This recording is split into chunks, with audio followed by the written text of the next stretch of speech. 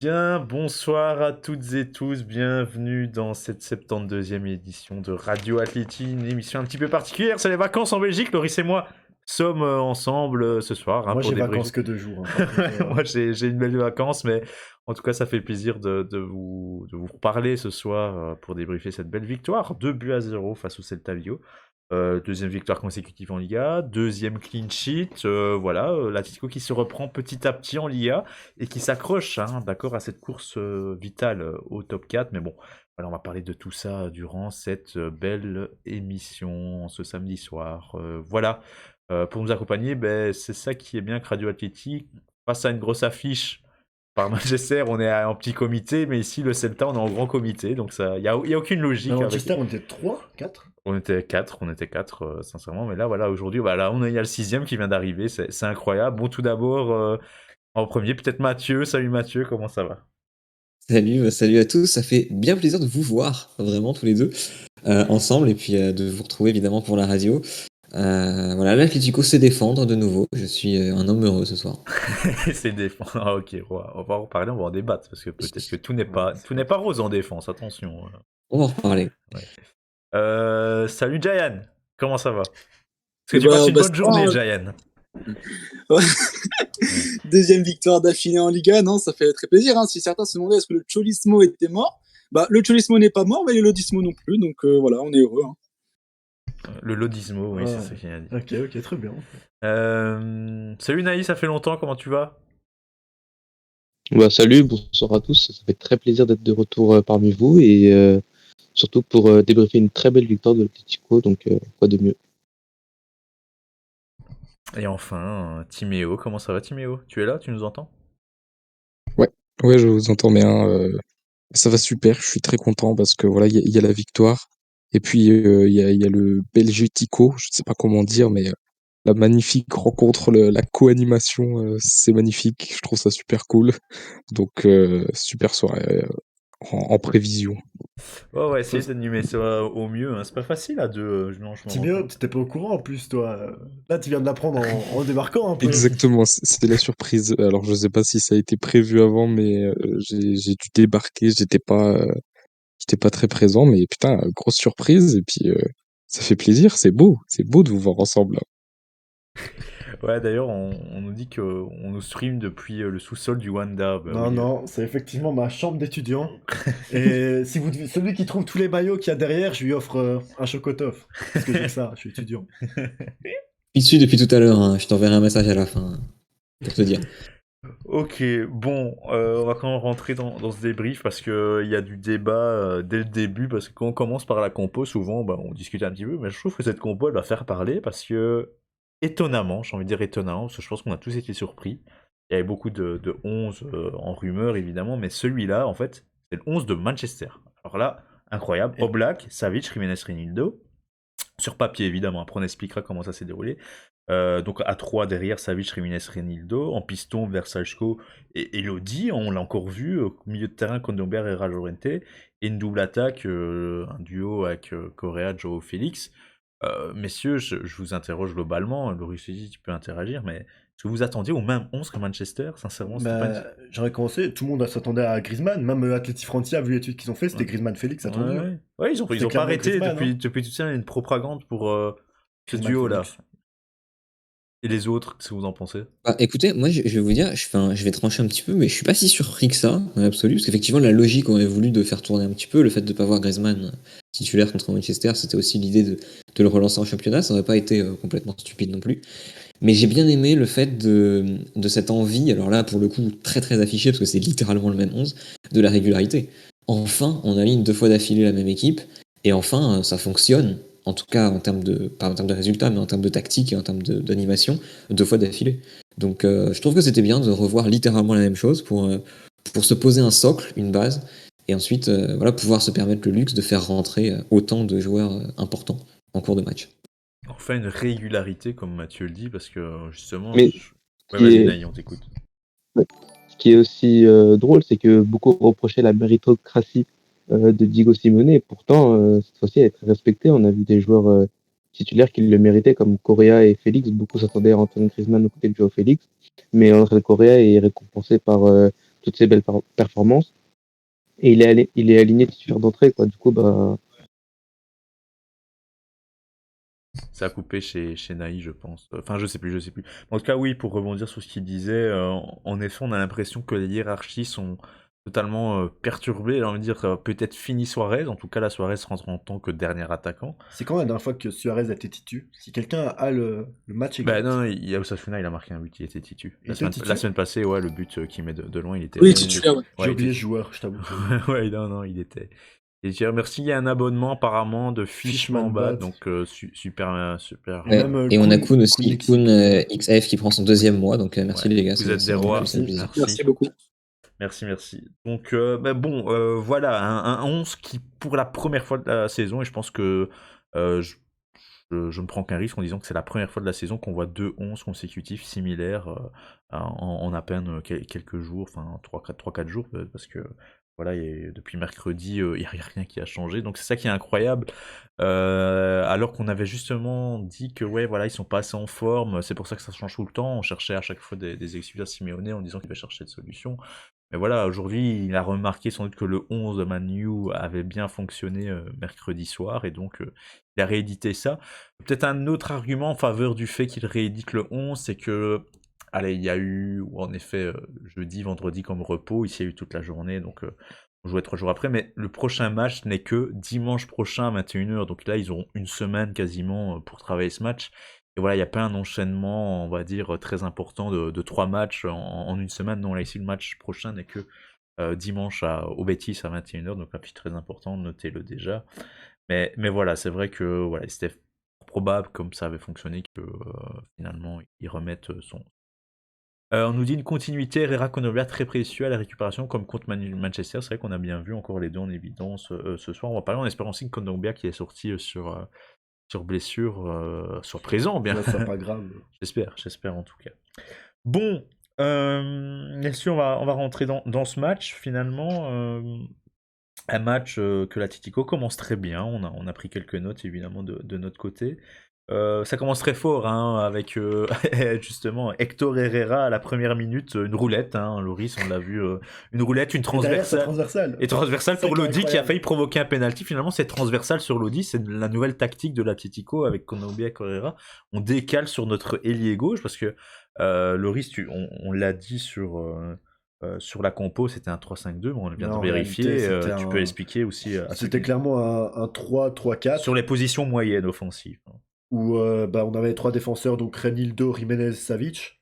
Après, on jouait dans un milieu à 2, De Paul et Kondogbia, avec Verschalko qui gardait son piston droit, et Llorente qui prenait vraiment la place d'attaquant droit, donc qui était aussi décalé vers la droite. Lodi qui était un pur ailier gauche, et Félix et Correa dans l'axe. Félix dans l'axe, d'ailleurs, qui a moins été bon selon moi, parce que justement était dans l'axe. Il a pas Ouais, profité c'est du vrai. côté Si on gauche. regarde les positions moyennes, on a une ligne de 4 en attaque avec Lodi ailier gauche, dans l'axe, comme il a dit, Correa, Félix. Et à droite, Llorente. C'est vrai que c'est 3-3-4. C'est ça qui est marrant avec les positions moyennes.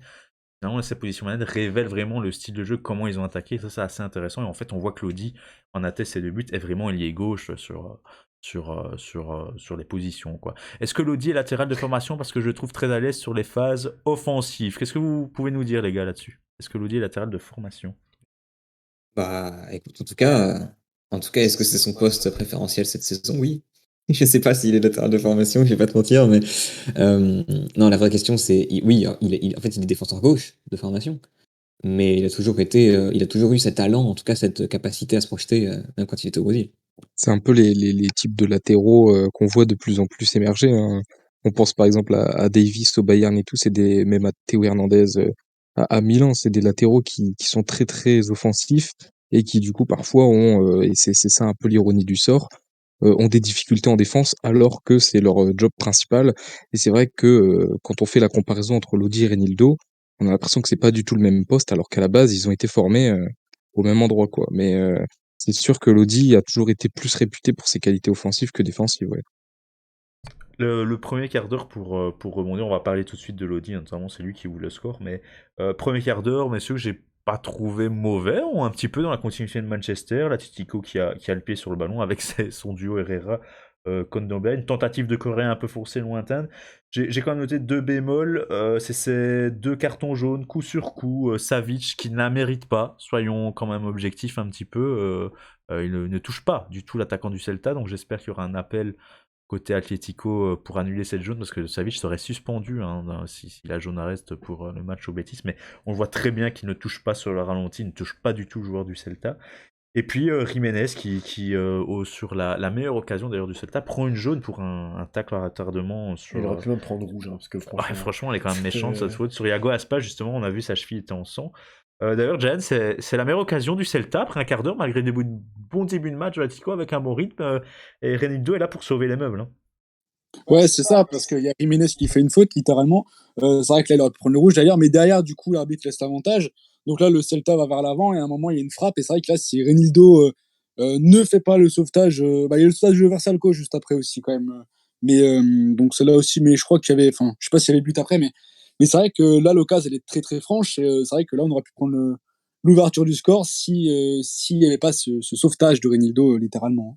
Et cette occasion qui révèle un petit peu aussi les points faibles de l'Atlético cette saison, on se jette un petit peu trop à l'image de Savic, Jiménez, on est pris dans le dos, ça combine très bien.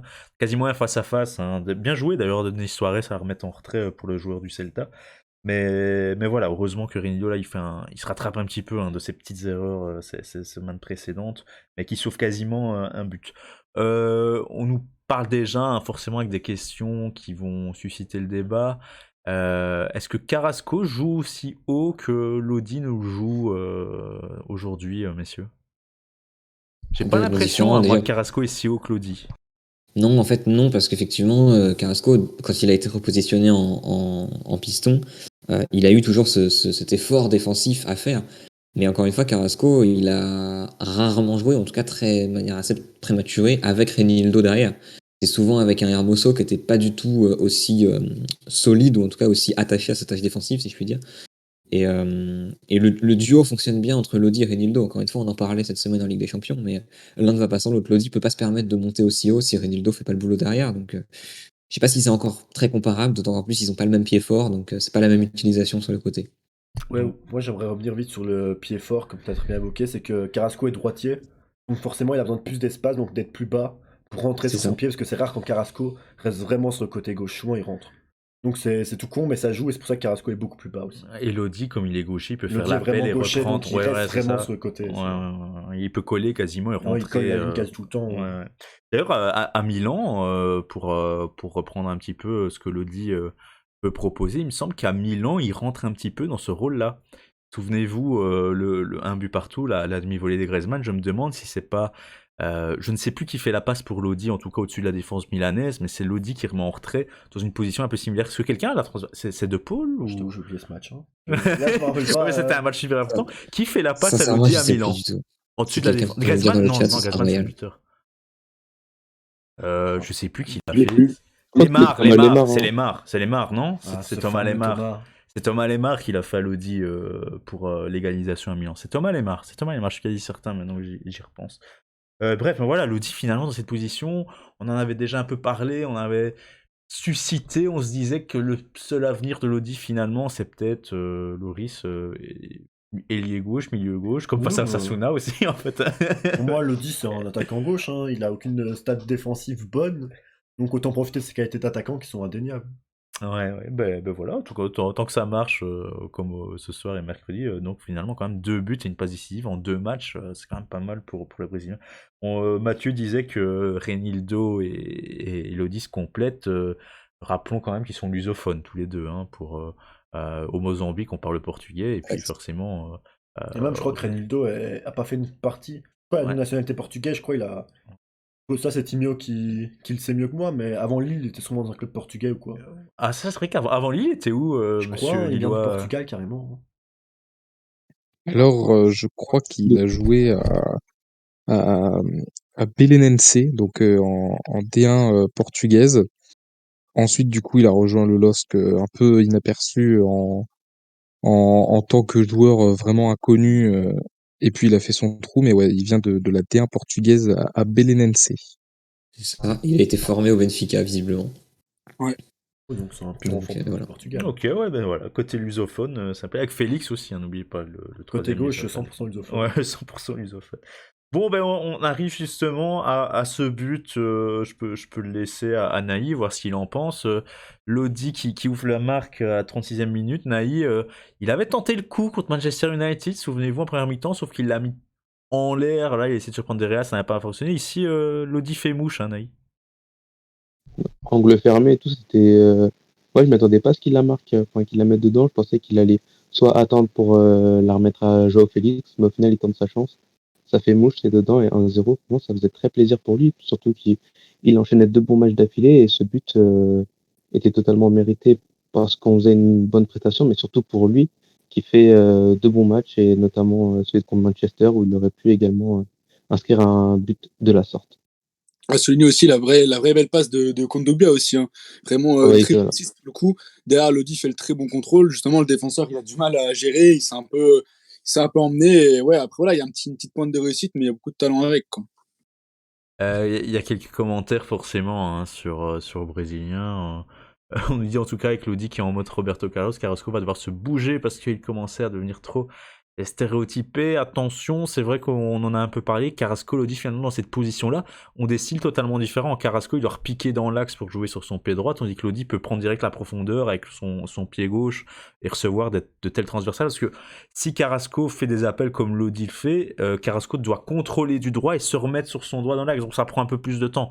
Donc voilà, c'est deux joueurs différents, peut-être en concurrence dès aujourd'hui, mais attention, au niveau des appels de base, il y a différents styles. Donc voilà, en fonction des défenses adverses, on peut jouer au-dessus des défenses grâce à Lodi. Pour Carrasco, c'est autre chose, c'est quand même plus placé, je dirais, plus un 1 contre 1, mais que Lodi peut carrément solliciter les passes au-dessus de la défense. Mais bon, voilà, ça en fonction des défenses adverses, de qui défend le mieux, qui défend plus haut. Simeone devra titulariser l'un ou l'autre, je pense. Voilà, on nous... Juste, oui, vas-y, Timo. euh, après le but qu'il a marqué, il a célébré en tapant sur le logo de l'Atlético. Donc je me dis que peut-être c'est un message qu'il envoie aux journalistes pour démentir justement ces rumeurs qu'il envoie à la Juventus, comme il l'avait fait Vinicius, avec les rumeurs qu'il envoyait au PSG. C'était vraiment incroyable, Naïd, d'avoir relevé ça. Parce que je l'ai pas vu, je t'avoue. Et David l'a Moi pas aussi, vu. j'ai lu aussi celle-là. C'est une info qui est très, très Atleti Francia, ça. C'est Non, mais c'est vraiment vrai. ça, c'est ce qu'on disait. On coupe le micro pour pas qu'il y ait d'écho, mais on se le disait ici un petit peu en haut. Ils sont vraiment dans leur truc à fond là. Non, mais c'est vrai. Non, mais c'est vrai que c'est intéressant parce que la manière dont il a célébré, tu parles de cette célébration, on peut peut-être revenir sur ce moment 2 secondes. C'est vrai qu'à la caméra, on a vu beaucoup de choses. Il y avait vraiment Lodi qui était tourné vers le public. Alors, effectivement, j'avais pas le détail de sa célébration. Mais je sais pas si vous avez vu aussi, on parle de Reinildo derrière et sa complémentarité. Au moment où la caméra de la Liga se fixe sur lui, on a Jiménez qui ne célèbre pas, justement, et qui parle à Reinildo, qui en profite pour donner, j'ai l'impression, des informations ou des petites rectifications de jeu, que sais-je, mais en tout cas, j'ai vraiment l'impression qu'ils discutent les deux, et Reinildo, on en parlera certainement après, mais reçoit beaucoup d'indications de la part de ses partenaires, que ce soit en défense ou aux autres postes clés. Je pense qu'il en a besoin parce que Simeone l'a recadré, je pense, cette semaine. On n'avait pas forcément débattu des déclarations en émission, mais apparemment, il l'aurait recadré directement, envoyé une pique suite à ce but égalisateur de Manu. Je sais plus qui a la décla ou pas. Je sais pas si quelqu'un la décla. Tout à fait. J'ai même pas vu J'ai la plus les déclaration. mots exacts. J'ai plus les mots exacts, mais effectivement, même j'ai senti tout le match. Hein, on a vu quand on en reparlera après dans le match, mais quand il fait cette fameuse petite erreur là qui provoque un corner assez anodin finalement pour le Celta, on sent vraiment Oblak qui est capitaine ce soir, qui pousse une gueulante quoi, un peu en disant non là tu fais une erreur, il faut pas, plutôt que de lui dire c'est pas grave, on se remet sur le corner. Non il l'engueule un peu et on sent qu'il a cette pression, mais cette pression qui peut être positive parce que mine de rien il joue quand même très bien aussi sur les interventions qu'il fait donc. Je pense que c'est le meilleur moyen de le faire progresser, c'est justement de le mettre dans le grand bain dès le début, et c'est très bien qu'il joue pour ça d'ailleurs.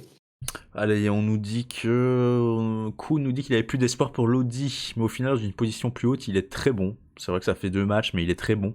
Par contre, j'ai l'impression qu'il ne peut pas tenir un match entier. Il semble cuit dès la 60e minute. D'où peut-être l'intérêt de faire rentrer Carrasco dans ce cas-là. Bon, bref, il y a des solutions à exploiter, mais c'est vrai que Lodi, sur les 2 matchs, prouve que dans une position plus haute, voilà, il fait de beaux matchs. C'est plus intéressant que finalement dans une défense à 4 au poste de latéral gauche où il ne peut pas vraiment s'exprimer offensivement. Il a beaucoup trop de tâches défensives, etc. Un peu comme il y a 2 ans, même si voilà, il y a encore cette référence contre Liverpool.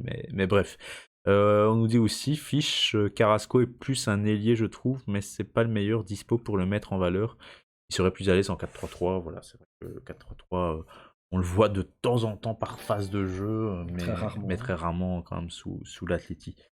Bien, voilà, fin de la première mi-temps. En deuxième, justement, Timéo, j'aimerais bien t'interroger là-dessus. On voit un Celta quand même qui domine vachement jusqu'au but, hein, parce que le but intervient à la 60e, mais pendant un quart d'heure, on peut dire que le Celta a le pied sur le ballon et l'Atlético subit. Bah, c'est vrai qu'on a appris, enfin, entre guillemets, à pas gérer un match entier du début à la fin. Par exemple, contre Manchester, on fait aussi une deuxième mi-temps moins bonne que la première. Contre Osasuna, on gagne 3-0, mais c'est pas non plus une partie extrêmement aboutie. Mais au moins, on a retrouvé quelque chose qu'on savait plus faire, c'est-à-dire apprendre à souffrir. Parce que même si le Celta a récupéré le pied sur le ballon, il y a eu plusieurs offensives, etc. Moi, j'ai pas senti non plus l'Atlético extrêmement en danger. Il y a jamais eu d'action très dangereuse. Il y a eu Joao qui a failli mettre le ballon contre son camp en tout début de seconde période, mais à part ça, j'ai quand même trouvé que ça allait. Il y a eu aussi l'avertissement de Renildo quand moi j'ai vu Oblak et nos trois défenseurs centraux sous le gage d'une suspension. Ça a pu faire peur, mais au final, on a quand même réussi à bien se ressaisir, à rester solide, tout en ne considérant pas de grosses occasions. Et puis ensuite, on est arrivé à mettre ce deuxième but qui nous met à l'abri, et c'est le principal. Et ce qui est dingue, c'est que pour compléter ce que tu dis, on nous le dit tout de suite que le CETA a l'air d'avoir proposé plus que Manchester United, mais repart avec une défaite. Donc c'est un peu ça le football aussi, hein. Parfois vous proposez mieux, mais vous n'avez pas le résultat. Manchester a proposé peut-être un peu moins, voire beaucoup moins, notamment sur la première mi-temps que le Celta, mais reparti avec forcément un match nul. Donc voilà, un Celta dominateur, un Atlético qui défend. Oui, c'est vrai que Timéo fait allusion à cette phase de jeu sur corner où Félix dévie au premier poteau. Voilà, Versajko gêne bien le joueur de Retafe, de Celta. Mais est-ce que Verchalco la touche? Je Non, crois pas non, qu'il il la le touche. gêne seulement. Il le gêne seulement, il la touche pas parce qu'il y a un deuxième corner qui suit. Mais voilà, le Celta qui avait le pied sur le ballon, l'Atlético qui a géré un petit peu. Et puis voilà, l'Atlético qui remet la machine en route un petit peu en mode gestion. Et puis Mathieu bis repetita, un copier-coller quasiment du but, du premier but, ou celui de l'an passé aussi quand Kondogbia met au-dessus de la défense du Celta, Lodi qui remet entrée pour Suarez. Bon là, Lodi fait tout le travail, hein.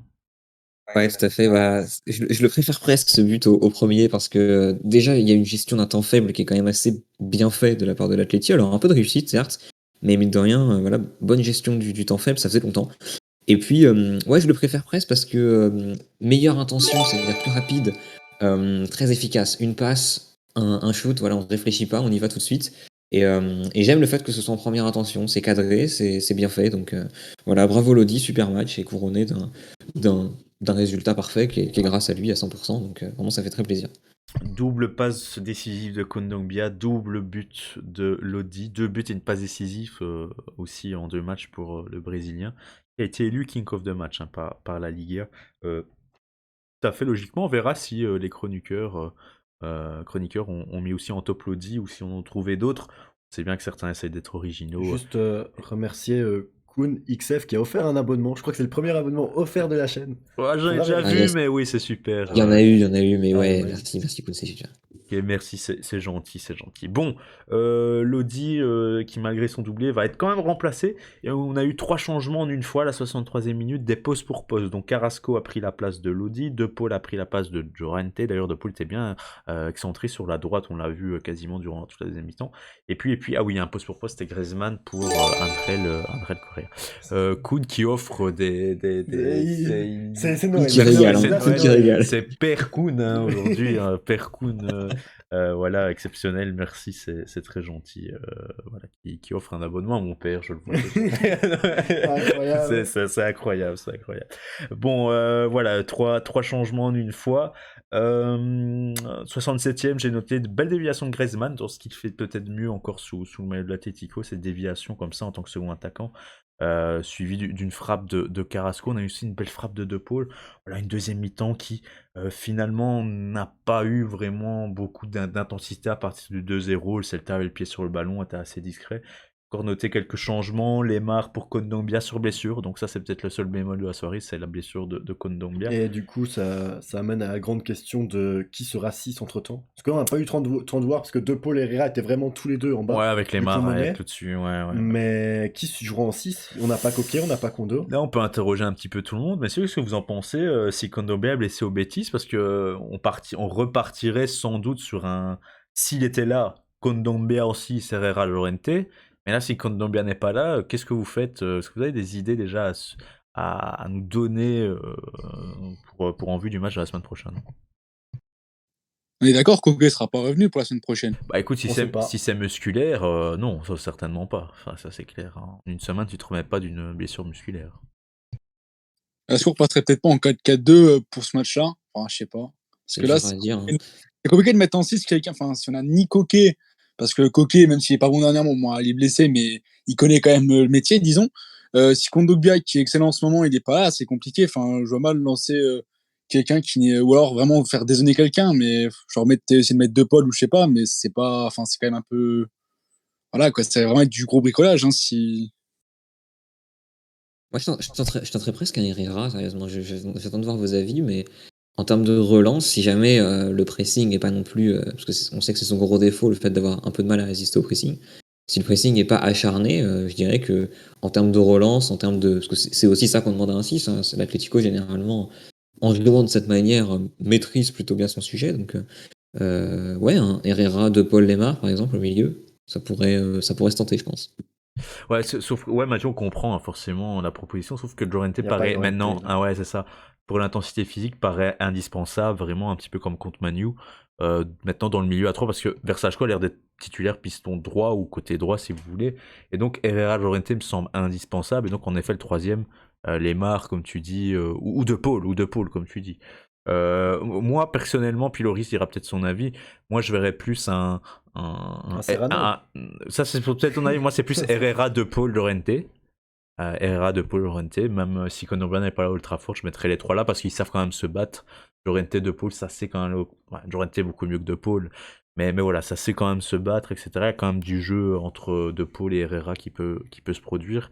Toi, tu mettrais Serrano aussi sur Betis? Non, je mets pas Serrano. Parce que Serrano, j'aime beaucoup le joueur. Je trouve ça incroyable. Je trouve que l'Atlético, au niveau jeune, a pas eu un joueur comme ça depuis très longtemps en jeune. Mais je sais même pas définir où irait Serrano au milieu. C'est plus un 6 ou un 8. Moi, j'ai un nom. Moi, c'est un nom. Un joueur très offensif qu'on met en défense, qui est très mauvais défensivement, mais qui a une relance incroyable. Je parlerai de Mario Hermoso, moi. En 6? Mario Hermoso. Non, mais moi, je te le dis, David. Moi, j'ai placé Lodi Elie 1 an avant tout le monde. Moi, je te place Hermoso en 6. Je sais bien que Simeone ne le fera pas, mais j'ai toujours espoir. Et franchement, quand je vois ses relances, quand je vois ses agressions et tout, défensivement, c'est pas parfait. Mais un 6, si tu veux un 6, Tu sais à à quoi la ça me fait relance, c'est penser? bon. Tu sais à quoi ça me fait penser, Loris? Ça me fait penser à David Luiz, milieu défensif, avec Mourinho à Chelsea. Voilà, c'est ça que ça m'inspire, moi, Hermoso en 6.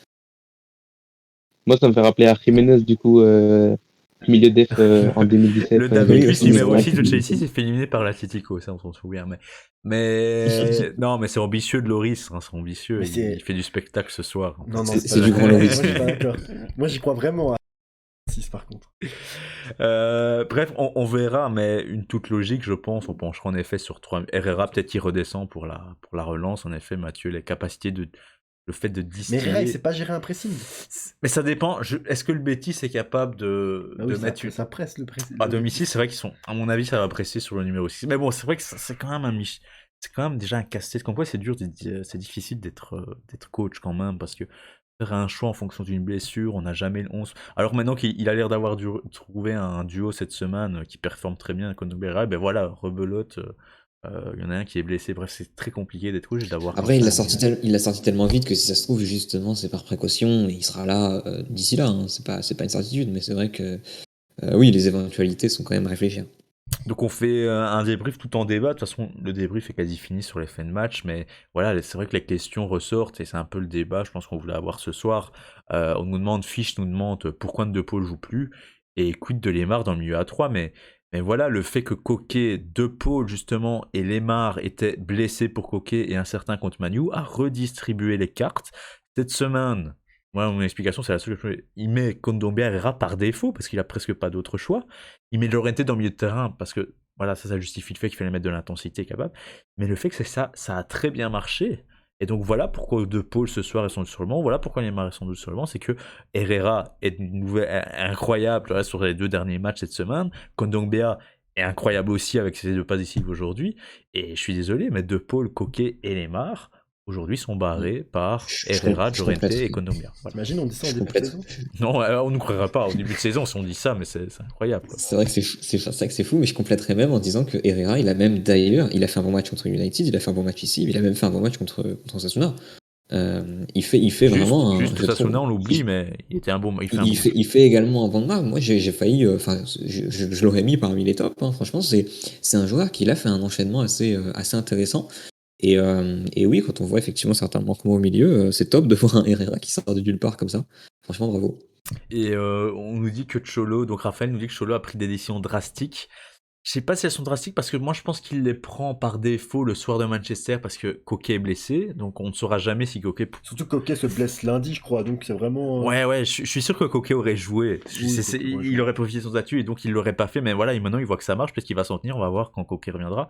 La seule différence, c'est que c'est incroyable, c'est qu'on a cité 6 milieux de terrain, donc il y a quand même un vivier. Donc voilà, aujourd'hui, tu as Coquet, Herrera, Llorente, et sur le banc, avec Lemar, De Paul et Coquet qui est pas là, mais qui est blessé. Et Donc, Serrano. et Serrano, 7ème Qui, milieu. dès ses 7ème ren- milieu. Dès ses rentrées sont très bonnes. Donc, pas- Donc voilà, on nous dit Lemar doit jouer avec Kondogbia et un autre milieu. Sans Lemar, il n'y a pas de créateur. Ah, je suis désolé, aujourd'hui, le créateur, Kondogbia fait le créateur sur les 2 passes ici. Non, mais Et Kondogbia, Herrera non. et Kondogbia, donc ouais, c'est là que je dis, Kondogbia, c'est de la création, ces 2 passes ici. C'est de la création. Et Herrera, enfin, ce qu'il a fait, c'est quand même contre Manchester et ce soir. Kondogbia, je suis pas C'est de d'accord. la mais création. non, ouais. C'est juste que voilà, c'est pas de la création comme Théma Lamar fait avec des courses vers l'avant où il s'infiltre. C'est pas- C'est Ouais, mais- des passes, c'est des gestes, c'est des petits dribbles sur place, mais c'est de la création, ça. Donc, C'est vrai, et d'autant plus que tu peux te le permettre quand tu as un Félix devant, qui lui aussi crée beaucoup, balle au pied, et qui fait finalement un travail qui est, je dirais pas comparable, mais qui peut effectivement s'apparenter à de la création, même en étant un peu plus devant, avec un Correa qui lui va beaucoup se profiter. Non, c'est une équipe qui est équilibrée qu'on a vu ces 2 derniers matchs. Et c'est vrai, c'est ça qui est étonnant, c'est de dire que ce soir, c'est Herrera et Kondogbia qui sont les 2 hommes de la semaine, quasiment, avec Lodi. C'est 3 hommes C'est 3 subs. qui faisaient partie de l'équipe B. On pense au début de saison, jamais de la vie on les met titulaires, hein, ces 3-là. Jamais Lodi, jamais Kondogbia, et jamais Herrera, encore moins Herrera. Herrera, c'est équipe C carrément. Ouais, ça va. Ça va très C'est loin. incroyable. D'ailleurs, Herrera qui était là quasiment à tous les mauvais matchs cette saison, à la Real Sociedad en coupe, il était là. Enfin bref, incroyable que le fait que ça se passe bien contre Manchester, voilà, donne finalement peut-être une continuité à ces 2-là pour le reste de la saison. On verra bien de toute façon. Donc c'est une semaine un peu magique dans la saison et puis voilà pour les 2-là et puis ils vont s'éteindre. Mais bref, voilà. Lodi au milieu, c'est quand même une sacrée invention de Cholo. Je dirais une invention de Radio Athlétique. Moi, je dirais une invention de Loris, carrément. Après, C'est c'est pas le mauvais, cheval, là. mais moi, je dirais invention de Loris. Hein. Après, Voilà. moi, je le dis que cet homme a aucune qualité défensive. On va faire les animateurs radio, mais vous l'avez entendu ici en premier, hein, c'est vraiment pas une blague. Hein, donc voilà, vous pouvez être fiers. Ouais, en fait, c'est simplement en jugeant le fait qu'il était pas assez bon au poste de latéral gauche, on s'est dit, ben voilà, autant le tester, ailier gauche. On avait même dit que piston Exactement. gauche c'était catastrophique, parce que pour moi, il joue pas piston gauche.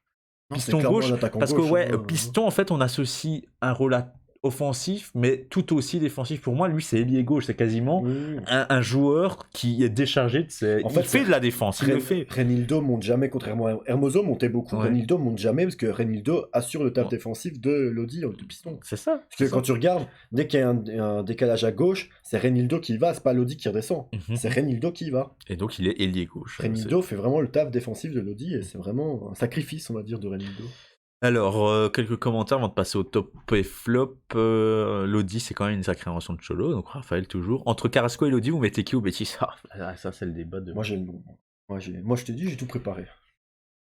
Vas-y, mouille-toi. pour Ok, voir, moi je me mouille. Hein. Moi, c'est Carrasco à droite, donc à la place de Verchalco, et Lodi à gauche, tout simplement. moi, je me mouille. Hein. Pour moi, c'est Carrasco doit jouer à la place de Verchalco. Carrasco à droite, on l'a déjà vu la saison passée, Face poste à de Valence, piston. il avait fait. et c'était très bon. Pour moi, ça doit être Carrasco piston droit, comme ça il est sur son bon pied, et on aurait peut-être un Lodi bis à droite. Donc pour moi, ça doit être ça, la compo. Verschalko, je trouve ça très mauvais. Enfin, on va pas dire très mauvais, Ouais, mais c'est c'est vrai du sub. Très mauvais, c'est qu'offensivement, méchant. il est limité offensivement, c'est vrai. On nous Ça dit à la apporte pas semaine grand-chose. prochaine pour le match de la saison en Liga. Ouais, c'est vrai que ça apparente à un gros match, donc on sera là, hein, de toute façon, même s'il est tard le dimanche. On sera là. Carrasco à droite, les autres, qu'est-ce que vous en pensez pour la semaine prochaine? Vous continuez ça serait incroyable que Versajko soit titulaire une troisième fois consécutive, même quatrième fois consécutive, parce Quatre. qu'Osasuna, il était là. 4. Osasuna, Manu, ce soir, Facile, au Betis. Voix s'est blessé quand? Bah, c'est au Barça, donc voilà, Ça direct, ouais. qu'est-ce que vous proposez, vous, pour la semaine prochaine, pour Ben moi, je animation sur les resterai côtés? je resterai sur Versalco parce que je trouve qu'il revient en tout cas vachement bien en ce moment. Si je ne m'abuse, contre Manchester United et là aussi on l'a mis dans nos 4 pour être élu homme du match. Alors bien sûr, il finit toujours dernier, mais ça veut dire qu'il est quand même présent. Je trouve qu'il a retrouvé de la sérénité depuis le départ de Trippier parce que mettre Llorente piston droit ou défenseur droit, ça a toujours été un peu très compliqué pour lui.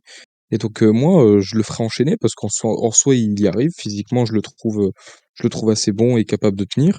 Et après, côté droit, en 4-4-2, moi, je resterai sur Llorente, mais comme a dit Loris, mettre Carrasco ne serait pas du tout mauvais, même si moi, j'ai toujours préféré Carrasco à gauche parce que quand il arrive à repiquer dans l'axe avec son pied droit, c'est toujours plus intéressant. Donc à voir, mais en tout cas, juste pour revenir sur Versalco, ouais, j'aime beaucoup ce qu'il propose ces derniers temps. Alors pourquoi le mettre sur le banc quand il donne des garanties, tout simplement. Moi, je suis d'accord avec le fait de pas toucher à ce qui fonctionne. Je laisserai Lodi Versalco. Vraiment. Pareil également. Hein. Sauf que Versalco, même si offensivement, il apporte pas énormément de choses, défensivement, je trouve quand même que relativement, il tient quand même relativement bien, honnêtement. Enfin, j'ai pas eu faire des erreurs flagrantes de défense ces derniers matchs, donc voilà, tant que ça tient, autant garder. Hein. Non, mais là, c'est ça qui est dingue, c'est que Lodi, Herrera, Konowa, maintenant Versajko, c'est Moi, 4 j'ai hommes qui... moi, j'ai un maillot de Verschalko derrière. Je l'aime beaucoup, il a joué à Sassuolo et Atlético. Donc moi, il est dans mon cœur. Mais moi, je te place clairement Carrasco à la place de Verschalko.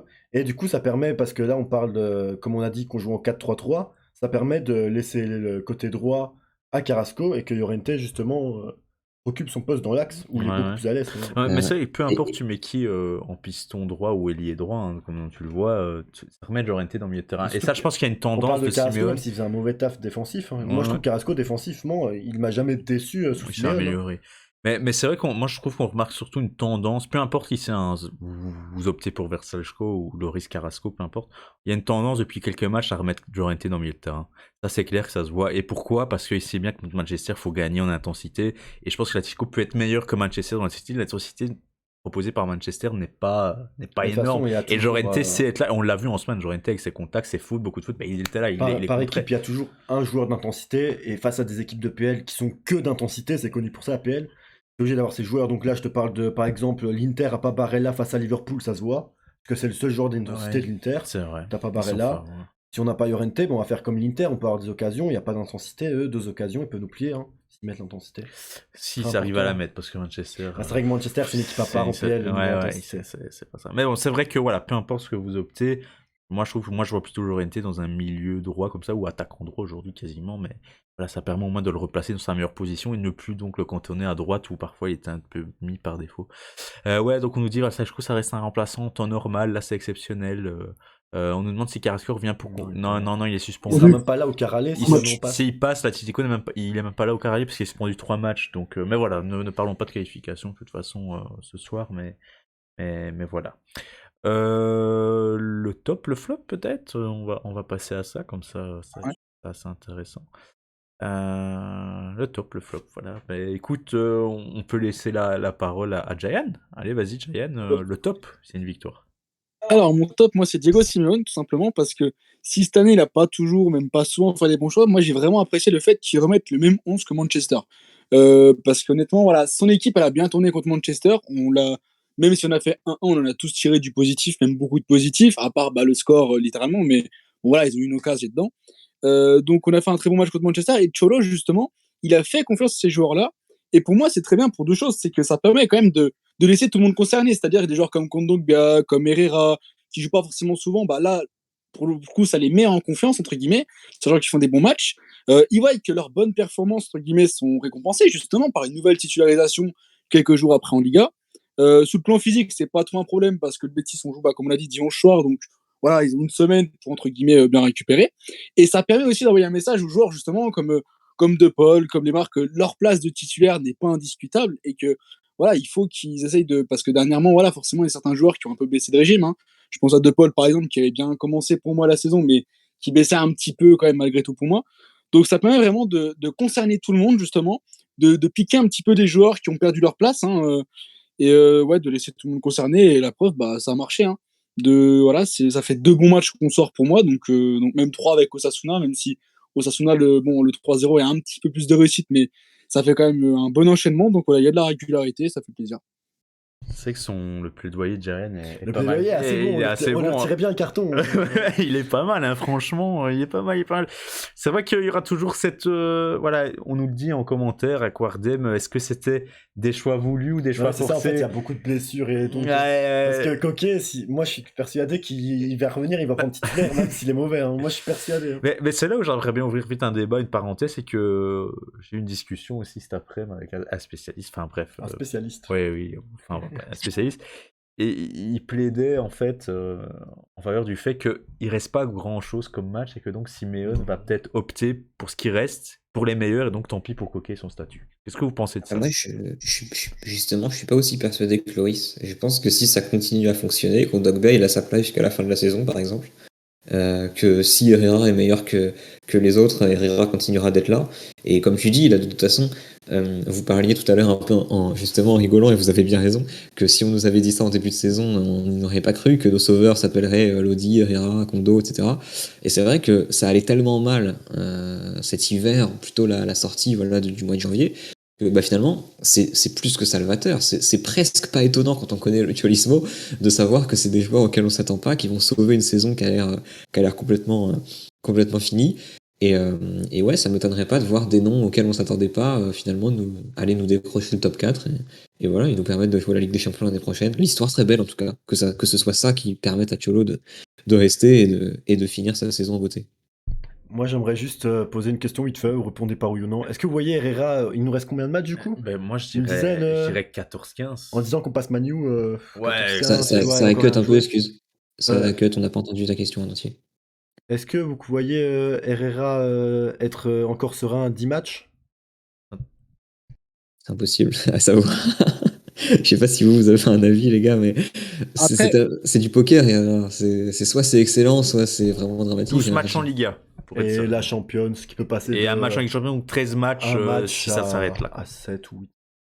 Ah, donc c'est 12 matchs. 12 matchs en Liga et un encore en Ligue des Champions si ça s'arrête là. Donc ouais, c'est difficile à dire. On nous dit Herrera est intouchable, c'est flagrant, il est très fort avec Kondogbia. Pas facile de miser le milieu du Celta comme on l'a fait ce soir. Je demande à voir pour Coquet. Commentaire de Rams, ça semble être logique, mais on part quand même d'un capitaine Simeone ou autre. C'est assez compliqué comme situation. C'est incroyable. En fait, ça dépend tellement de la durée d'un validité de Coquet. Il faut noter aussi aujourd'hui ce que j'ai remarqué, ce que j'ai dit à David et David a remarqué aussi, c'est que par rapport à Coquet, il y a peut-être un point négatif qu'il soit pas là, c'est qu'il y a un gros manque de communication. Je trouve le nombre de fois où il y a des ballons où 2 milieux vont dessus, où il y a des joueurs qui mettent pas la tête alors qu'ils doivent mettre, ou ils hésitent à aller sur le ballon. Le nombre de fois où il y a eu ça aujourd'hui, c'est beaucoup, et je pense que le fait qu'il n'y ait pas de capitaine dans ce milieu de terrain, c'est très dur. Ça handicape en fait, parce que le capitaine gardien, moi j'ai toujours dit, et je tiens une position, ça sert à rien un capitaine gardien. Parce qu'il est pas dans le jeu, il voit pas le foot. D'ailleurs, il a pris un jaune. Ouais, d'ailleurs, il a pris un jaune pour avoir parlé à l'arbitre alors qu'il est capitaine. Donc, moi j'aimerais bien qu'on le fasse appel surtout pour ça. Mais... T'as tout dit, merci Loïs. Enfin voilà, on nous dit en top aussi le Frente. Il a remis l'ambiance au fond de la scène, non, on va dire. Et c'est vrai que pour la première fois, j'ai remarqué que les joueurs, bon, c'est parce qu'ils ont sans doute gagné, mais après le 1, non, ils ont même pas gagné. Quand Manchester ils ont pas gagné, ils ont été faire le tour d'honneur.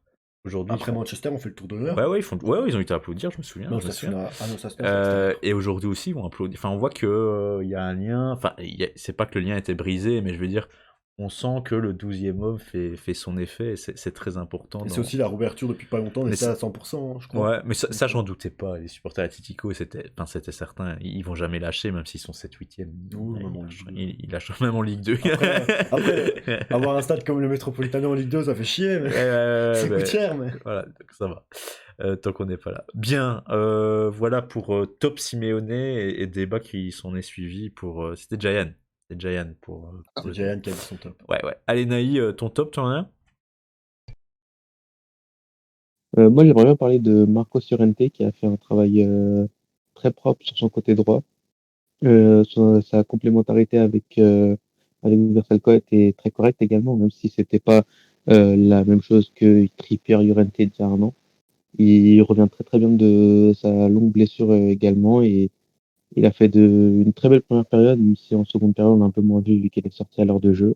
Il a fait 4 passes clés en 45 minutes. Il aurait pu être passeur décisif sur quelques actions où malheureusement il a pas réussi, où l'attaquant n'a pas réussi à mettre la balle au fond du filet. Beaucoup d'intensité sur le côté droit et ça m'a très, très plu. J'avais l'impression de retrouver le RNT de l'année dernière. On le voyait en défense comme en attaque et c'était très plaisant de le voir aujourd'hui. Ouais, bon, bah t'as pris le mien, Naï. Bravo, merci. Pardon. Ouais, ok, mais c'est vrai que j'aurais Ah, c'était Llorente de la saison passée, hein, tu l'as même dit. Ouais, Sur beaucoup de phases, il joue à droite, donc c'est pas un ouais, hasard. et c'est vrai que j'avais noté à 35e minute, il fait enfin une infiltration comme lui seul sait faire. Où après il négocie mal la fin, mais il fait une belle infiltration vraiment tout en vitesse, un tout droit. C'était la première fois qu'on le voyait faire une action digne de l'année passée. Bon, c'est vrai que Llorente quand même, voilà, est-ce qu'il retrouvera des stats aussi belles que celles de la saison Non, ça c'est pas 2020-2021? possible pour Ça son risque- poste. Pour un joueur Ouais, polyvalent comme ça, c'est pas possible. ouais, Donc soit ouais. vraiment attaquant. Ouais. Ouais, non, c'est vrai que ça va être compliqué. Peut-être la saison de sa vie, bon, qui aura offert au moins un titre, hein, parce qu'il aurait été ultra décisif forcément dans cette saison. Mais voilà, bon, top Simeone, top Llorente, il nous reste, bon, Mathieu, désolé hein, Timéo pour toi, hein, et parce que moi, tu as du mis coup. Llorente. Timéo, un petit top? Alors, est-ce qu'on a le droit de mettre Lodi ou pas? Parce qu'on en a déjà beaucoup parlé. Non, Je mais crois que personne l'a t'avais- cité, donc voilà, rien ne me dit. Non, en vrai, j'ai envie de parler un peu plus du milieu en général, du milieu de terrain, Kondogbia et Herrera. Et plus pour me pencher sur Kondogbia, parce que voilà, c'est encore dans la continuité. Comme a dit Jayen au début, faut remercier Simeone aussi d'avoir pris le pari de la continuité par rapport au match de Manchester, parce que pour moi, ce match nul contre Manchester va un peu à contre-courant de ce qu'a proposé l'équipe, qui était quand même assez cohérente sur tout le match, et je voyais aucun énorme flop sur ce match-là. Kondogbia, voilà, ça fait déjà plusieurs matchs qu'il enchaîne quand même les grosses performances, que ce soit à la récupération ou même dans sa qualité de passe et de conservation du ballon. Je l'ai trouvé très juste. En tout cas, je j'ai pas souvenir de l'avoir vu, par exemple, faire de grosses fautes et tout, alors que c'est un poste qui demande beaucoup de rigueur physique, donc pas averti sur ce niveau-là. Et puis la manière juste d'aller chercher ces deux passes décisives pour Lodi, c'est toujours à quelques millimètres. Donc il sent l'appel qui arrive de Renan Lodi. Il arrive à faire la passe juste au bon moment et puis exactement bien dosé là où il faut. Pour moi, c'est des merveilles de passes décisives ce qu'il fait. Et que voilà, il nous a prouvé ce soir qu'en plus d'avoir ce talent de récupération physique, costaud, d'une pieuvre un peu comme on aime bien dire parfois, il a aussi cette qualité technique qui peut nous amener ce genre de passe magnifique. Et moi, j'ai vraiment bien aimé. Et je l'ai trouvé plutôt complémentaire avec Herrera, qui, dans un certain registre, a aussi fait parler sa qualité de passe et à faire monter le ballon, faire la transition entre la défense et l'attaque. Donc voilà, moi, ce serait mon top du soir. Kondogbia donc en top, tout à fait logique, hein, parce que finalement tous Ouais, les hommes juste. forts de la semaine ressortent ce soir. Moi, j'ai juste un petit truc à dire sur Kondogbia, comme j'avais dit d'ailleurs pour Manu. C'est qu'il a toujours cette espèce d'infiltration dégueulasse, alors que c'est un pur 6. Il veut toujours aller dans la surface. Là, il a volé un ballon Il à porte Félix. trop le ballon. En fait, il joue juste comme un attaquant, hein. Des fois, il a des élans d'attaquant qu'il doit pas avoir parce que c'est un 6. Ouais, non, Et je c'est suis vrai. certain que Simeone lui dit c'est un 6. On a déjà Llorente qui fait ce rôle D'infiltre. d'infiltration, et même Lemar. Donc pourquoi il fait ça? Mais sinon, en pur 6, en pur récupérateur, c'est Ouais, incroyable. ouais. Et d'ailleurs, l'infiltration, bon, il en a fait une ratée contre Manchester où il pouvait faire une passe Ouais, à il en a fait Correa. plein, il a fait Valence, il a fait Et encore mais aujourd'hui, il en Valence, fait voilà, Valence, deux. lui, ça coûte vraiment des points. Ouais, Ça, non, ouais. Valence, Valence, il est là, il a horrible. déconné. Mais voilà, ça n'enlève rien à ce que Timéo disait. Oui, défensivement, c'est incroyable. Voilà, il était incroyable toute la semaine. Et sa capacité de passe, on la connaît. Et voilà, aujourd'hui, ça, bingo, quoi. Le Simeone, Kondogbia, Naï nous avait parlé de Llorente. Il nous reste Mathieu. Yes, j'ai eu du mal à sélectionner un joueur en particulier parce que c'est vrai que c'était rondement mené à beaucoup d'échelles. Donc en top, j'ai décidé de mettre tout simplement ce que je retiens du soir au-delà des deux buts, c'est-à-dire le clean sheet. C'est le deuxième qu'on arrive à aligner en 10 matchs depuis le début de l'année seulement. Le premier, c'était Osasuna, donc de la série en tout cas. Donc c'est vrai que c'est très important parce que c'est un travail d'équipe, encore une fois. Oblak, il a souvent été critiqué par rapport au fait qu'il soit un petit peu au frais sur certains moments importants. Il en a arrêté quelques-unes. Il y a eu aussi une défense centrale qui a été solide. On a un peu parlé de Reinildo. J'ai un peu souligné le fait qu'il a été beaucoup harangué par ses partenaires, certaines fois un petit peu pris à part aussi. Mais c'est vrai que c'était Raphaël qui nous parlait de Savic, Jiménez qui ont été très bons. C'est vrai que, mis à part le fait que les trois centraux se soient pris jaunes, même si celui Savic est absolument disproportionné, ils ont fait un match solide. Enfin, alors quand j'ai dit en ouverture, c'était la première phrase que j'ai citée, l'Atlético sait de nouveau défendre. Effectivement, il y a encore des failles. Mais l'idée, c'est ça, c'est encore une fois un match de championnat, le deuxième d'affilée, sans but encaissé, et puis une équipe qui travaille pour ça, c'est-à-dire qu'une capacité de Versalco à participer activement à ce travail défensif parce qu'on sent qu'il est défenseur de métier, et puis une complémentarité avec un Kondogbia qui récupère beaucoup, ils vont se projeter, ils paniquent pas derrière, et c'est très bien, on est très loin de ce qu'on voyait il y a encore pas si longtemps, c'est-à-dire l'idée de voir une frappe, un but, et c'est cool qu'enfin on ait un petit peu oublié cette mauvaise passe. Bien, voilà. Bien, bah déjà, le drapeau, c'est pour cacher le mur. Et oui, t'as raison, il y a plus de joueurs français, je crois. Parce qu'en Belge, j'en vois qu'un, qui est le plus facile à deviner, il est juste là. Le meilleur joueur de l'histoire de Lille. Oui, c'est vrai, je suis d'accord. Bien, donc Du coup, nos tops à le nous. clean sheet de Mathieu, c'est vrai que c'est assez rare pour le Mais du coup, on a souligner. nos tops faciles, nous. Parce Attends, que attends, t'as attends, pris juste le pour plus simple. rebondir sur ce que disait Mathieu, donc pour le clean sheet, c'est vrai, double clean sheet, je pense que c'est la première fois cette saison. Double victoire, ça n'était plus arrivé, comme disait Naï, depuis le mois d'août, où l'Atlético, sur les 2 premières journées, avait commencé C'était Celta et Elche, Elche. justement. Donc c'est que la deuxième fois, en combien de temps? Août, septembre, octobre, novembre, décembre, janvier, février, en 6 mois. C'est la deuxième fois en 6 Incroyable. mois que Et, l'Atleti et enchaîne puis, ainsi et sur puis 6. pour le clean sheet, c'est vrai que c'est le deuxième d'affilée. Le dernier avant ça, c'était Rayo Vallecano. Rayo Vallecano, c'était une équipe qui était décimée par le Covid. On jouait contre l'équipe B voire C. Donc il y avait franchement aucune gloire à gagner 5-0 contre cette équipe. Donc oui, ça commençait à remonter. Et pour répondre à la question de Wardel, on valide donc finalement le 3-5-2. Personnellement, je le valide à condition que ce soit Kondogbia en 6. Voilà. Ouais, donc on nous dit, bah, aujourd'hui on joue en 4-4-2. Bon, ça dépend, les gars, ça change tout le temps. Les positions moyennes, on vous les a dit. Ça sert à C'est rien même un d'avoir ce 3-3-4, débat. C'est 3-3-4, on les a vus, c'est 3 C'est défenseurs, vraiment. 3 milieux avec Kondogbia, Herrera et Versachko sur la droite. Et puis tu as une ligne de 4 devant avec Lodi ailier gauche, Llorente ailier droit et dans l'axe Correa, Félix. Donc les formations, sincèrement, le débat ne. Aujourd'hui, les formations, c'est Voilà, dur de trouver voilà, une c'est formation ça. Les précise. débats sont parfois inutiles parce que les positions moyennes révèlent plus, et c'est vrai qu'on 4-4-2, mais en fait, finalement, à chaque fois, c'est un 3. Voilà, enfin, J'ai voilà, il y a l'impression que toujours Simone est en train un. de s'habituer à avoir une compo en fonction de l'adversaire quasi. Mhm. Mais Ouais. après, c'est à voir vraiment sur la durée pour faire ça. Mais est-ce que Simeone fait pas des compos en fonction de l'adversaire? Genre aujourd'hui, Celta, un dixième de Liga. Est-ce qu'on serait pas plus offensif dans un 3-3-4, tu vois? Ouais. Après, c'est à voir sur la très longue durée, des choses comme ça. Mais... Donc, on joue quand même avec 2 vrais latéraux. Bon, aujourd'hui, les latéraux, c'était. Alors, les latéraux, si on parle de latéraux, aujourd'hui, c'était Lodi et Llorente. Sur les positions moyennes. Je dis pas latéral, vraiment. Ouais, c'est carrément ailier. Ailier. Voilà, c'est. On joue sans latéraux. Le seul latéral, c'est Versachko. Versachko qui était plutôt On milieu, joue sans droit, latéraux latéral gauche. droit. Bref, c'est compliqué. Il suffit de voir les positions moyennes. Et le débat des formations, des dispositifs est un peu parfois inutile quand on voit l'animation en position moyenne. Bon, les tops, nos tops. Bah, Vas-y, toi. Les plus faciles qui n'ont pas été dit, on nous laisse. Ouais, quand Et même. c'est honteux de pas les dire, du coup. Moi, je veux dire Lodi, tout simplement. Je pense que j'ai pas besoin de dire pourquoi. J'ai trouvé son poste d'allié gauche avant tout le monde, tu vois, donc forcément, c'est mon top. Ouais, et surtout, belle finition. Belle finition. Mais il a une patte gauche, hein.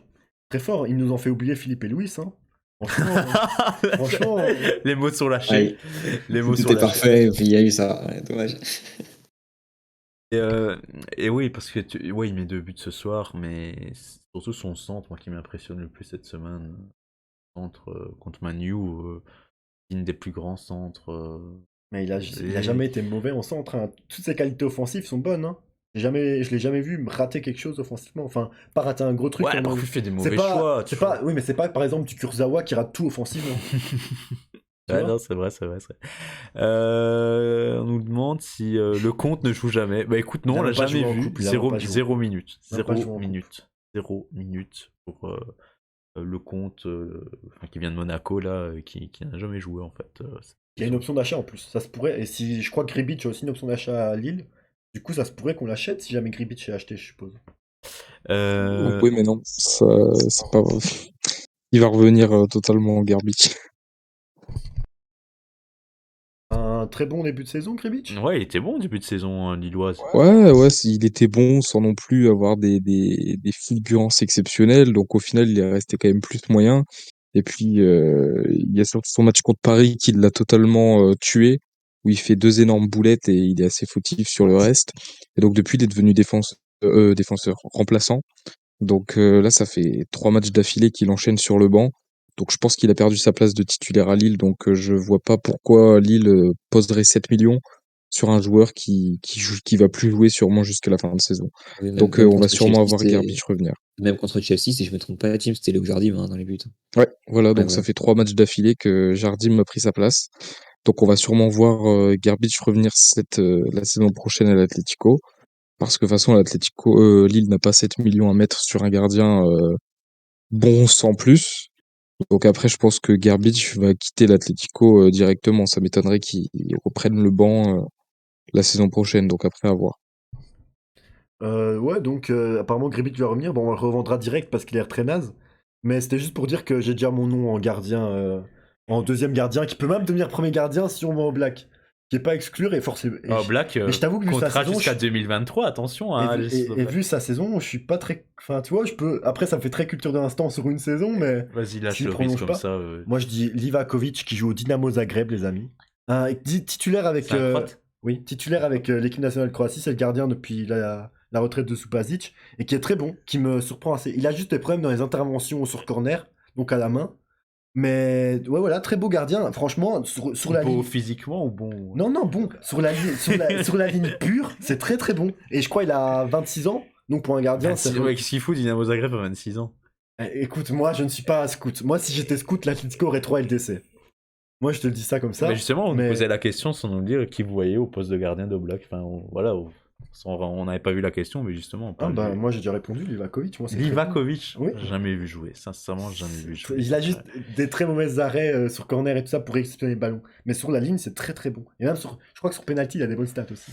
Ah, c'est vrai que la gestion d'Oblak, elle va. Et en plus, c'est un croate. Donc parfait pour, Ouais. tu vois, pour rester dans le gang des Balkans. Ouais, Balkan, quoi. Mais c'est vrai qu'en semaine, Oblak est remise en cause encore, c'est avec ce but d'Elanga. Voilà, Oblak n'est pas tout blanc, hein. On l'a bien vu. Et c'est vrai que cette question du gardien va quand même revenir petit à petit, surtout que voilà, son contrat finit en 2023. 2023 2024 2023. 2023. Et donc, ouais, donc l'année prochaine, il est libre, Oblak, à moins d'une prolongation. Et Donc, Savic aussi. et Savic aussi. Bon, bref, on verra ça, on suivra ça de tout près. Bon, il reste un top, c'est le C'est mien. Ouais, je vais mettre pour la semaine, forcément, avec Torreira. Hein. Avec Torreira, je pense que pour la semaine et pour le match de ce soir, mérite largement une place dans le top de cette radio. Ben voilà, un Herrera qui a toujours eu les qualités, je pense, qu'on a vu cette semaine, assez technique, assez à l'aise, un joueur de football en fait tout simplement, assez précis lors de certaines passes, dans les petits espaces, ça sait remettre en retrait, ça sait faire un contrôle, c'est une petite roulette, etc. Bref, il est très bon ballon-pied avec Torreira. Bien sûr, il a des défauts, voilà, défensivement, il se passe pas tout le temps au bon endroit, défensivement, il n'est pas le premier sur le ballon de temps en temps. Donc voilà, il a des défauts, mais je trouve que voilà, les adversaires de ce soir et de la semaine étaient faits pour lui. Donc Simeone a bien fait de le titulariser. ouais, dans un rythme pas très élevé, il est à l'aise. Quand le jeu est au rythme d'Herrera, tout se passe bien en fait pour le Mexicain. C'est ça qui est bien. Et donc voilà, en espérant que justement on rencontre pas trop de. Évidemment, tu mets Liverpool et Liverpool Oui, City ou Bayern ou même PSG. dès que Évidemment, là, c'est un joueur qui a besoin du ballon, c'est pas un joueur d'intensité. c'est ça. C'est comme Busquets, c'est pas un joueur d'intensité. Mais si tu Ça. donnes le ballon, Voilà, à ce ça peut être un rythme-là, très bon moi, joueur. le C'est un Hector rythme là en Herrera, fait. le Hector Herrera, à ce rythme-là, pour moi, voilà, était intéressant. Et est le titulaire aujourd'hui indiscutable parce que Coquet, qui joue à un rythme encore plus lent qu'Herrera, Ouais. voilà, maintenant il n'y a plus photo, du moins sur cette partie du mois de février, il n'y a plus photo entre les deux. On nous demande qui tient le compte Twitter. Bon, ben, les quatre, on peut le dire. Timéo, Naï, Alex et Mathieu à intermittence. Moi, à mi-temps, mais Ouais, on va dire. Allez. Naï, Alex, il tweet le plus, j'en doute pas, et, Ouais, et Alex, Timéo aussi. Hein, Alex, donc, il dort pas. voilà, c'est ça, c'est les trois là Attends, il y a une autre qui question. gèrent. Une autre question, j'avais encore une autre question. J'avais vu qu'il avait signé un autre joueur, il vaut quoi? Ah, le Ah, jeune portugais, joueur, ouais, le William portugais là. Carvalho, jamais entendu parler. Moi, j'aime Ouais, bien. le jeune numéro 7 là qu'on Ouais, a je vu, regarde mais il va beaucoup. jouer avec les jeunes, lui. Oui, mais je regarde beaucoup les jeunes et j'ai jamais entendu parler de lui, donc je suis assez curieux, tu vois, parce que j'aime Ouais. bien pourtant foot et tout. Mais... La seule info que j'ai pour éventuellement donner, c'est que le Real le courtisait et il a préféré choisir l'Atleti. Naïs, tu veux Je rajouter crois que quelque c'est un chose? produit Jean Mendes. C'est avec Mendes? C'est un... ouais, c'est un genre de Mendes, je crois. Ouais, ben voilà, alors on Il a sait vu pourquoi il va à des... l'Atlético. Ok, c'est bon. Marco Polo 2.0. Ouais, ok. Bon, on nous demande, bon, question sérieuse, croyez-vous encore au top Est-ce qu'on 4? ferait pas ça après les flops comme ça? Après, oui. on n'a pas fait les flops. Et moi, je voyais déjà la fin de l'émission. Non, on n'a pas fait les flops. Incroyable, je posais les questions, j'avais Non, oublié non. les flops. Bon, écoutez, il y a encore les flops apparemment. Oui. Est-ce qu'on croit encore en top 4? Oui, on croit en top 4. On croit toujours à tout ici. Pas de souci. Ouais, non. Ouais, faut pas il sait pas qu'ils sont largués à Bah, tout ce match ça de la dépend dimanche. Hein. Ça dépendra de dimanche. C'est vrai qu'au Betis, s'il y a une défaite, aïe aïe aïe, ça serait quand même un gros coup. Putain, j'ai jamais dit bêtises. Retirez-moi votre Fekir là. Bon, T'as dit un nom. ouais, bon, les flops. Les flops, allez, on reprend l'ordre. Jeanne, ton flop. Là, vraiment, ça va être compliqué qu'on ait tous un flop, hein, je pense. Bon, là, je vais titiller un peu, mais allez, l'entrée de Lemar et de Suarez, parce que bon, à partir de ce moment-là, mais après, c'est aussi lié au 2-0, hein, je pense aussi. Le fait que voilà, on les a très peu vus, je trouve. J'ai vraiment pas réussi à voir Luis Suarez et Thomas Lemar. Bon, Luis Suarez, on est plus ou moins, entre guillemets, habitué. Surtout le fait qu'il joue en neuf et que forcément, on a pu chercher à attaquer à fond après le 2-0, mais même Lemar, on l'a un petit peu moins vu. Donc voilà, à partir de ce changement, enfin de ces deux changements-là, on a un petit peu perdu de rythme quand même. Là, le Celta a un petit peu repris la position du ballon, mais voilà, c'est vraiment pour chipoter parce que pour mettre voilà, c'est à part deux trois autres idées, mais pareil, ce serait vraiment du chipotage. C'est compliqué de trouver des vrais flops à ce match-là. Hein. Ok, Naï, un flop? Ah, Naï, tu es là? C'est Ouais. difficile à dire parce que toute l'équipe a fait un bon match, mais j'ai envie de dire l'arbitre a pas fait c'est ça.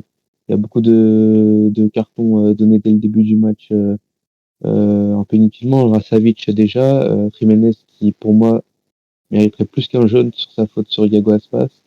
Ensuite, il a sifflé beaucoup de fautes en seconde période contre l'Atlético, mais pas assez en faveur de l'Atlético. J'ai trouvé ça un peu dommage, mais voilà, et c'est tout ce que j'ai à dire. Sinon, pas vraiment de grand flop dans ce match. Ouais, c'est vrai que Ouais, là. on le disait, il n'y avait pas beaucoup de. On peut pas trouver un flop, c'est très dur. En fait, les joueurs qu'on va citer, moi j'ai un nom en tête, mais je le vois pas comme un flop, juste il m'a déçu, mais de la mettre en flop, c'est très dur. Ouais, Je pense que c'est ouais. très dur de mettre lui en flop. Ntiméo, tu en as un vraiment avec conviction? Bah, moi, comme a dit Laurie, c'est pas non plus un énorme flop, c'est juste voilà des petites déceptions. Et moi, j'aurais mis plutôt le duo d'attaque Félix Correa parce que bah, forcément, on s'attendait un peu plus d'eux parce que Félix revenait bien là sur ses quelques derniers matchs. Il était beaucoup plus présent dans le jeu, beaucoup plus tranchant. Et là, le Celta a réussi à plutôt bien le museler.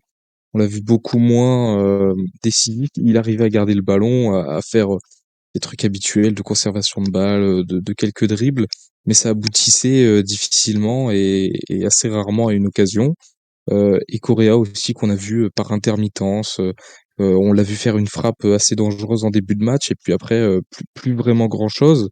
Alors que voilà, il est encore aussi lui aussi sur un petit nuage. Correa, ça a toujours été un peu ce problème-là, c'est-à-dire que il est un peu titulaire aussi par intermittence. Il est sur le banc, il rentre, il marque. Le match d'après, il est titulaire, puis il marque pas et du coup il est sur le banc. Enfin bref, c'est toujours un peu comme ça et pourtant il arrive quand même à être notre meilleur attaquant. Donc voilà, quand c'est le meilleur buteur de l'équipe, on aurait pu s'attendre à voir un peu plus. Et puis la complémentarité Félix-Correa qui aurait été plus sympa à voir sur le long terme, parce qu'on sait qu'on a une grosse difficulté à trouver un vrai duo d'attaquants depuis le début de saison.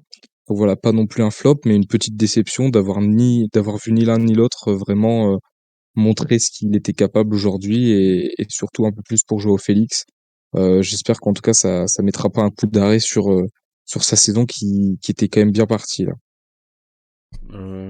Félix, tu partages les. Ouais, moi, je sais pas si c'est mon objectivité, mon amour pour Ro qui parle, mais je trouve qu'aujourd'hui, évidemment, c'était moins bon que d'habitude. Après, ce qu'il a fait un mauvais match, loin de là, je dirais pas que c'est un mauvais match. Il y a aussi le nombre de longs ballons, bah, notamment les deux goals, c'est des longs ballons. Le nombre de longs ballons, évidemment, quand tu as une attaque Félix Correa, des deux joueurs qui doivent avoir le ballon dans les pieds, c'est très dur de négocier ça. Et voilà, c'est tout ce que je dirais. Après, c'est très dur de mettre en flop, hein. Et moi, mon flop, c'était. À mon avis, peut-être que Mathieu va le dire lui. Ouais, on va garder Vas-y, vas-y. enfin, nos flops pour la fin. Donc, Timéo Naï, donc c'est déjà City. Mathieu, peut-être? Ah, je vais rester sur le fait de ne pas parler de joueurs en particulier. Moi, j'ai retenu le clean sheet comme étant quelque chose de très bien, mais je vais rester sur la défense, assez paradoxalement, dans la mesure où, bon, on l'a déjà bien débriefé en parlant des joueurs assez individuellement, mais à l'image de Versalco qui, lui, défend très bien sur le côté, on sent sa patte de défenseur, même s'il est latéral aujourd'hui. Il y a tous les centres, ou quasiment tous, qui sont passés venant de la gauche. Donc si je devais dire un flop, ce serait les côtés en défense, et plus particulièrement notre côté gauche à nous. Parce qu'effectivement, cette limite-là qu'on a en tactiquement jouant avec un Lodi qui va monter très haut, et ça c'est très bien parce qu'il a mis un doublé, ça c'est parfait, et c'est pas du tout quelque chose de négatif. Mais ça oblige Rinildo à faire un travail assez monstrueux en défense. Et quand l'un ou l'autre est un petit peu en retard, on voit que les espaces ont été créés et de nombreuses fois les joueurs du Celta se sont procurés des occasions ici. Donc là ça passe parce que c'est le Celta et parce que ce soir la défense centrale a fait un bon match et a réussi notamment dans les airs à repousser les ballons. Mais attention contre des équipes avec des ailiers très très forts, très techniques. Ne serait-ce que contre United pour du court terme. Je pense à un Sancho dans un grand match par exemple, il pourrait mettre à mal cette difficulté qu'on aurait. Donc, si on venait à faire perdurer cette tactique-là en 3-5-2 ou en 3-3-4 selon la manière dont on la voit, attention à ce côté-là, à ce côté gauche qui pourrait devenir une faiblesse à exploiter pour les adversaires. Ok. Loris? Ouais, bah moi, c'était pas vraiment un flop comme j'ai dit, mais Timéo a un peu résumé, c'était Correa, que j'ai trouvé très brouillon. Je pense que c'est le meilleur terme. Désolé Mathieu, mais Correa qui a raté. Est-ce que Correa a réussi un dribble? J'ai pas la mémoire d'un Correa qui passe et qui arrive quelque chose. Je retiens dans la surface Correa C'était Alba. forcé. Tout ce qu'il a fait, c'était soit Ouais, forcé, soit raté. Et retiens dans la surface que Correa à un moment avait le ballon et que Llorente lui pique. Oui. J'ai pas trop compris cette action. Mais encore là, un manque de communication. Et c'est là que je pense que Coquet est très important parce que j'ai l'impression que c'était le seul qui parlait sur le terrain. Mais sinon, ouais, Correa qui était très brouillon aujourd'hui. Contrairement à Félix qui a quand même amené des ballons vers l'avant et tout, j'ai l'impression que Correa a beaucoup plus raté que Félix. Sans faire mon fanboy d'Euro, même si je le suis. Ouais. Non, t'as raison. Carrément. Donc, ouais, on verra si Griezmann-Félix sera le duo finalement des prochaines Par semaines. contre, le Griezmann-Suarez, c'était vraiment naze, hein. Je suis désolé, mais moi je vais plus voir ça titulaire. Ouais, Moi, mais c'est bon, des- c'est vrai que c'était 2-0 en fin de match. Ouais, Il fait on peut pas vraiment souffler. compter parce que c'est fin de match. Mais Et ça c'est vrai apporte que, rien. voilà, heureusement, il y a même plus Cunha dans le débat vu sa blessure. Donc, voilà, le pauvre. Bon, en flop, qu'est-ce que je vais mettre? Moi, je ne sais pas. Moi, j'avais pensé un petit peu comme Naïl, l'arbitre, qui a été un petit peu irritant aujourd'hui, enfin ce soir, des décisions comme ça encore. Voilà, Atletico, les cartons jaunes, ça commence à faire beaucoup, je pense. Savic qui en prend une, sincèrement. Black qui est capitaine comme En ça, ça blague, m'a qui va choqué. discuter, qui en prend une. Jiménez qui la mérite, il n'y a pas de souci. Mais Jiménez, je veux c'est dire, même rouge. limite, on a 3 jaunes alors qu'il n'y en a qu'une qui est On méritée. devrait avoir en fait. qu'un rouge. Ouais, un jaune. Jaune-rouge, quoi. Jaune-orange. Voilà, donc les arbitres de Liga, voilà, ils sont assez spéciaux, on les connaît, Hernandez, ce soir, voilà. On nous dit, ouais, dans une équipe compétitive, Correa, ça doit rester un joueur qui rentre à la 60e minute. Oui, bah, c'est quand à un moment, Atlético était ça, mais après, moi, je suis convaincu qu'il doit rester titulaire parce que pour moi, comme je l'ai dit dans un super article, il a passé un step à partir du câlin de Levante, hein. C'est un truc tout con, mais moi, je suis persuadé qu'il y a eu un truc après ce fameux câlin. Je suis persuadé. Betis, tu veux dire? Quand il rate à Levante et qu'il y a ce fameux câlin d'après-match. Et qu'après, il devient Le fou. câlin, c'est après le Betis, je crois. Contre le Betis, Ah, c'est ouais, après c'est le contre le Betis. Betis. Tu vois, ça, je deviens Ouais. vieux. C'est le Betis. Bien, messieurs, voilà, je pense qu'on a quand même parcouru pas mal de choses en 1h14, 1h15 maintenant. Je pense qu'on va petit à petit arriver à la fin de l'émission, sauf si vous voulez rajouter quelque chose peut-être? Est-ce qu'on a oublié une chose ou que sais-je?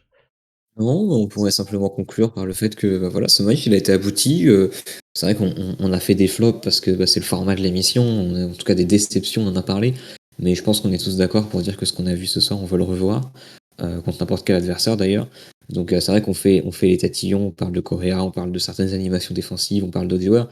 Mais objectivement, l'équipe qu'on a vue ce soir, je pense, doit rester globalement la même.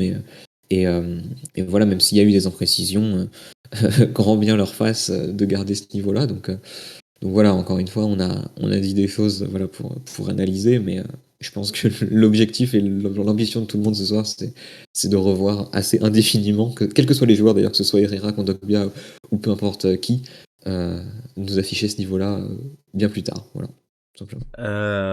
Oui, donc prochain rendez-vous, Betis. Hein, Dimanche. ouais. Et donc demain, c'est Dimanche le derby de 23h. Séville, FC Séville contre le Betis. Donc match super Et important pour les deux aussi, il parce y a que même toute la journée importante, puisque Barcelone, c'est Bilbao, je crois. ouais, Donc, Barcelone-Bilbao. et Bilbao, je sais pas, ils sont combien au classement? Bilbao, ils étaient Mais quoi 8 qu'il arrive, 9e. c'est des clubs qui jouent l'Europe, donc c'est toujours important pour nous Ouais, et de Villarreal regarder. joue contre qui? Parce que Villarreal n'est qu'à 3 points. J'ai Aucune un peu idée. oublié contre qui joue Villarreal. Je les avais totalement oubliés dans le calcul. Ouais. Ah, ils reçoivent l'Espagnol demain. Espagnol. Voilà. Et la Real Sociedad derby face à Osasuna. Donc voilà, des matchs forcément qui ont une importance aussi pour l'Atlético. J'ai la sensation que l'Atlético a réellement lancé sa saison contre Manchester et commence une série qui peut être longue. Bon, espérons. Hein, C'est très tôt pour avec le dire. l'Atlético mais 2021-2022, C'est très tôt pour le dire. c'est incroyable. Bon, ouais. Elle sera lancée s'ils se qualifient peut-être contre Manchester. Voilà, Ouais, c'est ça ferait une bonne dynamique, je pense. Mais là, Ouais, c'est assez tôt, je s'ils trouve. sont éliminés, Parce que ça forcément. fait 2 matchs, peut-être 3 si tu comptes Osasuna qui est avant Manchester. Ouais. Mais très tôt pour le dire. Et voilà, il y a aussi Cadiz, donc il y a Betis, Cadiz un vendredi soir, et puis il y aura Manchester. Donc il n'y a plus que 2 matchs avant le match retour Et de eux, Manchester. Manchester, ils font Tottenham Tottenham et City. City. Et après nous, ils font Liverpool. Et nous, après eux, on fait, je sais plus qui, mais un truc pas ouf. Ouais, donc Cadiz, voilà, je crois. United a clairement un calendrier très très compliqué. Et pour ceux qui ont vu United aujourd'hui, score nul et vierge contre Watford. un des relégables en première ligue. Et très faible Watford, j'ai vu le match. Voilà, c'est très faible, mais là, Manchester n'a pas réussi à marquer malgré les occasions. Ils ont plus leur instinct de buteur. 15 tirs et 2 cadrés, je crois. Ouais, Donc c'est Cristiano n'a pas vraiment marqué très alors qu'il y a les critique, hein. occasions. Bref, voilà, Manchester ne va pas très bien. Sincèrement, parallèlement à l'Atlético, voilà. Voilà, bon, merci Mathieu, merci Naïm, merci Timo, merci Jayan d'avoir été présent pour cette radio. Merci, c'était cool. Bah, merci à vous, ça fait plaisir de vous voir encore une fois concrètement. Là, si vous avez un peu de temps libre, c'est toujours cool. Bah, tout le plaisir est pour nous. Je pense que ça met une petite ambiance. Oui, c'était plus chill, plus pas comment dire, plus Ouais, c'est ça. un début de studio pour Atleti Francia. Ouais, on verra bien. Donc voilà, on se dit à dimanche prochain et bonne nuit, merci, bonne soirée, merci de nous avoir suivis dans ce long live quand même, 1h18. Merci et à très vite en tout cas. Merci beaucoup. Au revoir. Bonne Au nuit. revoir. Bonne nuit à tous. Ciao, ciao.